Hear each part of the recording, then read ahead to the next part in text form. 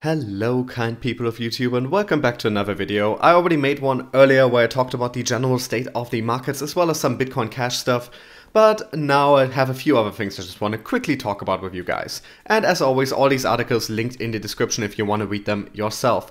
First up, the launch of Bakkt has been delayed. Now backed of course by ICE, the same people who are behind the New York Stock Exchange, is what many people believe will launch the crypto markets into their next bull run, because it would mean a massive influx of institutional money as well as legitimacy lent to the crypto market in the eyes of traditional investors. But we will have to wait a bit longer for that, because until now we thought it would happen sometime in November. Actually we thought it would happen in early November, I believe, but it just didn't. And now we have some more information. Intercontinental Exchange's Bitcoin futures trading platform is delaying its formal launch. Announced on Tuesday via a company blog post, Bakkt's first product, unveiled in August, has now been postponed to January 24th of 2019. The platform explained that the new listing timeframe will provide additional time for customer and clearing member onboarding prior to the start of trading and warehousing of the new contract. In an announcement on Medium, Bakkt CEO Kelly Loeffler expanded on the statement, saying that the volume of interest in the company and the work required to get all the pieces in place contributed to the delay. She added, "As is often true with product launches, there are new processes, risks, and mitigants to test and retest, and in the case of crypto, a new asset class to which these resources are being applied. So it makes sense to adjust our timeline as we work with the industry towards launch." Now that is essentially all the info we need here, but the article itself is a bit longer if you want to read the rest as well. Important takeaway here, the Bakkt launch isn't happening until January 24th of 2019. Now they've been pretty coy about their reasoning here, pretty vague information, so we just don't know what is going on there. But the way I see it, better safe than sorry. If the first major Bitcoin futures launch from such a massive financial giant were to fail or run into any major issues, that would seriously harm the markets, harm the image of cryptocurrency, of Bakkt, of Bitcoin. We don't want that happening. Bakkt can be absolutely great for the crypto world if it shows the world that cryptocurrencies are a legitimate and safe investment to make. Safe might be the wrong choice here, because any investment is volatile, else it wouldn't be an investment.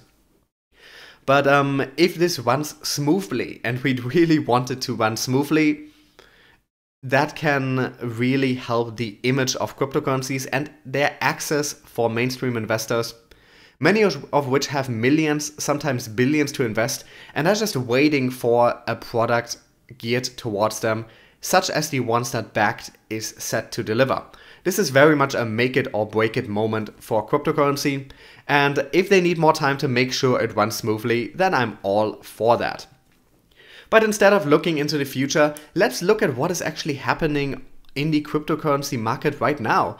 And something interesting that we don't usually talk about, EOS and TRON alone contribute 82% of all cryptocurrency transactions. Now, of course, there's a lot of talk about transaction volume, but depending on what you're actually trying to measure, if you're trying to measure adoption, for instance, or how much use there is being made of dApps, what you want to look at is not how much money is being transferred, but how many individual transactions there are, or how many accounts are transacting. And here we see something very interesting, that it's not the top 1, 2, 3 cryptocurrencies that are making up most of the transactions, but instead it's EOS and TRON. And there's some reason for this, of course. Both of them are platforms that are easy to develop on, that use smart contracts that can be the home for dApps. And dApps, of course, make tiny transactions as well as bigger ones, but they make tiny transactions all the time. And here the article, despite a bearish and sideways market, cryptocurrency transactions seem to be on the verge of reaching the previous all-time high. As per the data obtained from Blockchain Center, the total on-chain transactions for all cryptocurrencies exceeded 522 million. I don't actually know what, now I get it. 522.119 million, they mean 522,119,000. and the total number of active users for these transactions adds up to 1.357 million. Now, not all of these are individual human beings, of course. People might be sending between their own addresses, people might have multiple addresses, but in general, this is a very large number, and I assume they're talking about daily numbers here. Because if we're looking at this graphic where it's, it's either daily or weekly numbers, they're not actually telling us here. But from this graphic, it looks to be weekly numbers. So these seem to be weekly transaction numbers, 522 million per week with over 1 million different accounts involved. EOS has the most number of transactions as compared to any other cryptocurrencies, even exceeding that of Ethereum and TRON. The total transactions of EOS as of today are approximately 350 million. These transactions are coming from a total of 41,000 active addresses. The transactions on EOS peaked at 468 million. TRON follows EOS and has 78 million transactions, which is the highest number of transactions that TRON has ever witnessed. As compared to EOS, the total number of active addresses is almost halved at 21,000. Bitcoin's total transactions peaked at 24 million in the second week of January. 24 million, keep that in mind. That is as opposed to EOS having almost 500 million in its best week. So there's a lot less actually happening on the Bitcoin blockchain than there is on many others. And the notable thing here is that, of course, Bitcoin has been under fire for not scaling as well as some alternatives. Now, there has been work done on making Bitcoin more scalable, usually with sidechains, usually with development on top of Bitcoin. But you have other cryptocurrencies like EOS and TRON who are so much more scalable, they can just deal with these hundreds of millions per week. Ethereum has a total of 33 million transactions and XRP has 17 million. But the interesting thing here, if we look at XRP, is that that is happening with just 6,900 total active addresses. And what this shows us is that there is likely already a lot of use of the XRP token for liquidity there. Because these few addresses, these are not personal addresses. People are not making personal payments here. This appears to be just the same couple accounts over and over, making trades back and forth, and to me this very much looks like XRapid working. Now, of course, XRP has a very specific use case. It is not like EOS or TRON, a platform for dApps and smart contracts to be built on top. Though stuff like that is theoretically possible on XRP, I believe. But primarily XRP is for fast, secure, cheap, scalable transactions. It is meant to be for remittance, for liquidity, for international monetary transfers. And that we see reflected on the number of active addresses here. There isn't a lot of trading going on here. There isn't a lot of dApp activity. Instead, very few accounts dealing in a high number of transactions. Now, 17 million transactions from 6,000 accounts. That means on average, these are doing hundreds of transactions per week. So very interesting here. We're seeing definitely first signs of XRapid gearing up here. And that is essentially all we need to look at here. I just thought it was very interesting.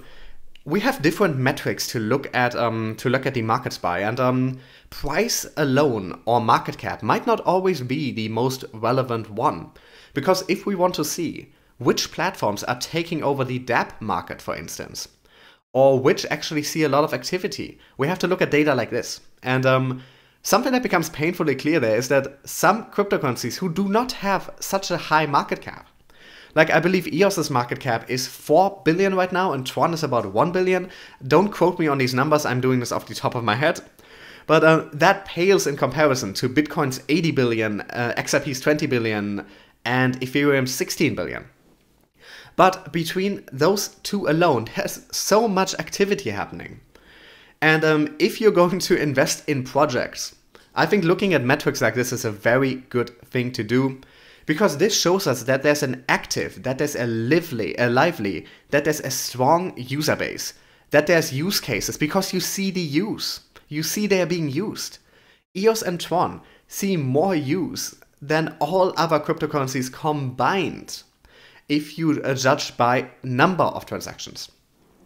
Now, if you're looking at transaction volume, the absolute winners are Bitcoin, Tether, Ethereum, I believe.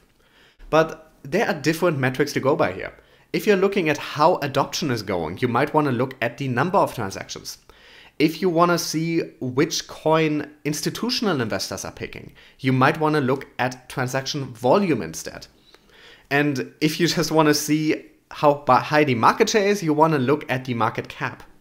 But these are different metrics, and we have to get away from the idea that only one matters. These matter in different discussions for different reasons. And here it's very interesting to see and very important to point out that EOS and TRON are doing spectacularly well. We can just see there's a lot of dApp development happening on top of these because that's just a crazy number of transactions here. Now, we briefly talked about XRP just now because they had such a low number of active users but such a high number of transactions, pointing towards XRapid maybe being in more action than we generally assume. But the other day I talked about XRP getting listed on Coinbase custody, and now the rumor mill is gearing up, is heating up, and more people think that might soon mean Coinbase is going to list XRP on their other platforms, namely Coinbase itself and Coinbase Pro. Now, Coinbase has been under heavy criticism for a long time for not adding XRP when a lot of people felt it was the obvious choice. Now, their reasons haven't always been completely convincing. I personally have not been convinced by them. But now that Coinbase is making an effort to list more coins, with the alleged goal being to list hundreds of coins in the future, it looks more and more likely that XRP is one of them. And with XRP going on Coinbase custody has a whole 2 tokens on it that are not also listed by Coinbase. So let's see what the article here is saying, but you get the general gist already. As previously reported, US-based cryptocurrency exchange Coinbase has added support for XRP as a part of their custodian service.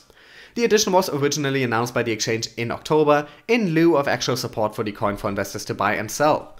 Compared to the largely unregulated Wild West landscape of most cryptocurrency exchanges, Coinbase Custody adds a layer of assurance for large capital investors. Rather than targeting individual customers or the general user base, Coinbase Custody is geared towards hedge funds and institutional investors with millions in assets, providing an easy-to-use, secure platform for storing and funding cryptocurrency, especially as newcomers to the industry. In addition to the benefits of upgraded financial security, Coinbase Custody provides investors with insurance coverage on their stored assets, which now extends to XRP despite the coin not being listed directly on the exchange. XRP, which has now managed to outpace Ethereum for second in total cryptocurrency market cap, is gaining steam even as market prices fall. While the currency is down from an all-time high of 380 earlier in the year, which ironically was due to appreciation created through investor anticipation of the coin being listed on Coinbase, XRP and parent company Ripple have made regular headlines for building adoption throughout 2018. I'm not sure how correct their characterization here of the 380 is. Now, surely a lot of that was down to speculation. You have to keep in mind XRapid wasn't even running yet. So while there was use for XRP, it wasn't in any systemic use yet. So that was definitely through speculation and through the general bull market and through hope and through future prospects. But how much of that was actually through anticipation of it being listed on Coinbase? Now, those rumors were around at that time, but I don't think we can completely credit that. XRP thus far has embodied the paradox of cryptocurrency growth. That development and new adoption for blockchain and crypto has continued to grow exponentially despite the slumping prices. With the bloodbath taking place in cryptocurrency's market cap, a long-anticipated union of Coinbase and XRP could be the exact pairing to reignite interest. While investors will continue to be hesitant over any association between XRP and Coinbase, particularly after the coin rose and plummeted following rumors of a listing in January 2018, the addition on the Coinbase custody program is some small indication that there could be interest between the two parties. So that is pretty much all we need to know here. The rumors are heating up. Every time you see major crypto pages posting these articles, that is a reflection of the talk in the crypto world. Now, some of it is also them just wanting clickbait. It's the internet. These are ad-based economies. Unfortunately, as a news source, you need to do a certain amount of clickbait if you want to make money. So that is always a part of it, but the timing of these is not accidental. Like, this reflects what people are talking about on Twitter and on other social media pages and behind closed doors and at meetings and at conferences. So who knows? We might finally see XRP on Coinbase. I know a lot of you guys do not like Coinbase, and I completely understand, but I'm trying to look at these things pragmatically. XRP getting added to Coinbase is very good for both XRP and for Coinbase when and if it does happen. So that's the way I am looking at it. That will almost certainly push the price of the XRP token up. That will give a lot more people easy access to buying XRP, and that will improve XRP's image, and that is how I'm looking at it, completely regardless of what I might personally think of Coinbase. And last but not least, IBM and Columbia University launch a blockchain accelerator program. Now, IBM, of course, is hugely involved with blockchain already, so this is not a surprise. Tech giant IBM has teamed up with Columbia University to launch a pair of technology accelerators as part of a broader push to spur blockchain development. The IBM Blockchain Accelerator and Columbia Blockchain Launch Accelerator, announced on Monday, will support 10 startups each, according to a press release. The two are part of the Columbia IBM Center for Blockchain and Data Transparency, a collaboration between the groups launched this past summer to incubate blockchain applications. IBM Blockchain Accelerator Managing Director David Post believes that the collaboration with the Ivy League institution will help the company supplement early-stage companies with the required technologies and social networks to grow their business. And you might wonder, why am I talking about this? This seems like small news, but this is incredibly important. Now, not necessarily this incubator itself or this accelerator as they call it, but just the fact that these exist, and the more of them there are, the better. Because a lot of tech companies, if they're not starting like right in Silicon Valley and being founded by tech billionaires, these need funding, these need help building connections, these need help running their companies, these need technical advice, these need research environments that they might not be able to pay for themselves, and helping these small companies, and there's a lot of them. There's a lot of promising small companies, there's a lot of tech people, a lot of developers, a lot of idea people who want to build blockchain projects, who want to engage in blockchain development, and without these accelerators or incubators or whatever you want to call them, they might not get the chance to. And these help all of us. Like, out of one of these accelerators, there could be the next, a company that launches out of these could very well be the next Google or Amazon or Facebook or whatever big tech company you can think of right now. Like, all companies start small. Well, unless they're being founded as an offshoot of an already existing company or by a billionaire. But a lot of these companies, they otherwise do not have the chance to actually grow or to do anything, because even in the tech world, where it might sound like you just have to sit behind a computer and code, it still takes time and money and resources and connections to succeed. And even software products, which seem on the face like they would be cheaper and easier to develop, if you want to not be completely on your own, having to do everything, you still need to hire other people. You need to hire coders, you need to hire lawyers, you need to rent offices, you need to do PR, you need to do networking, you need to do advertisement, you need to go to conferences. All of these things cost money. A startup can easily cost millions in its first couple years before it turns any kind of profit. And accelerators and incubators like this, they really, really help. They're really important for the health of markets, especially innovative markets like the blockchain world, like the cryptocurrency world.